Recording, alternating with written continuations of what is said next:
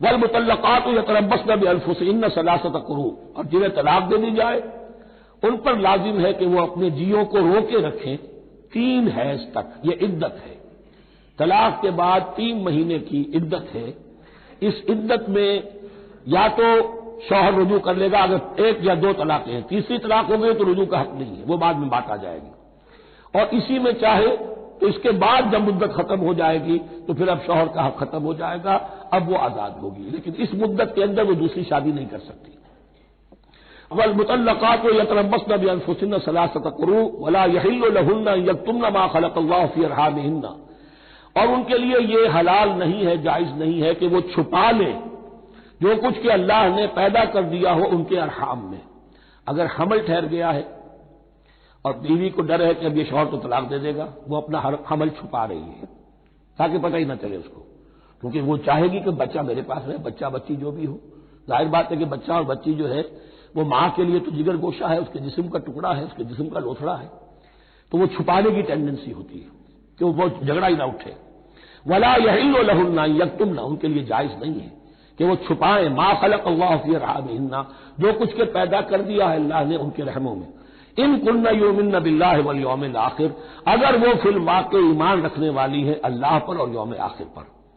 व बऊलतुहुन्ना अहक्कु बिरद्दिहिन्ना फी ज़ालिका इन अरादू इस्लाहा, और ये जो इद्दत की मुद्दत है उसमें उनके शौहरों को हक हासिल है, ज्यादा हकदार है कि उन्हें लौटा लें। इसे रुजक कहते हैं, रुजू किया जा सकता है इद्दत के अंदर अंदर, लेकिन तीसरी तलाक के बाद नहीं। पहली तलाक, दूसरी तलाक, इसके बाद दोनों में जो इद्दत होगी उसमें रुजू कर सकता है शौहर, उसका इख्तियार है।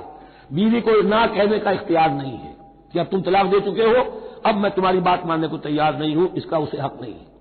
उसे फिर वो मर्द का जो हक है वह बऊलतुहुन्ना अहक्कु बिरद्दिहिन्ना, वो ज्यादा हकदार है कि उन्हें लौटा ले फी ज़ालिका, इस मुद्दत के अंदर अंदर इन अरादू इस्लाहा, अगर वो वाक़तन इस्लाह ही चाहते हैं।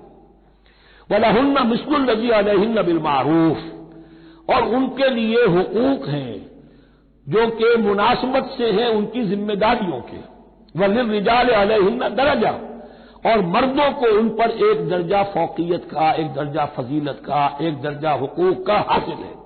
वल्लाहु अज़ीजुल हकीम, और अल्लाह जबरदस्त है और हिकमत वाला है। ये आयत असल में इस जमाने में बहुत मिस इंटरप्रेट हुई है और बाद मुतरजमीन ने भी तर्जुमा गलत किया है। यानी इसका यह तर्जुमा करना लहुन्ना मिस्लुल लज़ी अलैहिन्ना, उनके भी हुकूक मर्दों पर वैसे ही हैं जैसे मर्दों के हुकूक है उन पर, तो यह तो मुसावात हो गई। और मुसावात जो इस्लामी शरीयत में मर्द और औरत के दरमियान, शौहर और बीवी के दरमियान नहीं है। मुराद क्या है? लाम और आला का जो इस्तेमाल होता है अरबी में, लाम किसी के हक के लिए और आला किसी की जिम्मेदारी के लिए। लहुन्ना, उनके लिए हुकूक हैं, मिस्लुल लज़ी अलैहिन्ना, जैसे कि उन पर जिम्मेदारियां हैं। अल्लाह ताला ने जैसे जिम्मेदारी मर्द पर डाली है वैसे हुकूक उसको दिए हैं। जैसी जिम्मेदारी औरत पर डाली है उसकी मुनासबत से कॉरस्पॉन्डिंगली प्रोपोर्शनेट जो है उसको भी हक दे दिए हैं। और इस बात को खोल दिया, मुसावात कहां से आएगी? जब कह दिया वलिर्रिजाल अलैहिन्ना दरजा, और मर्दों को उन पर एक दर्जा हासिल है, फौकियत का दर्जा हासिल है।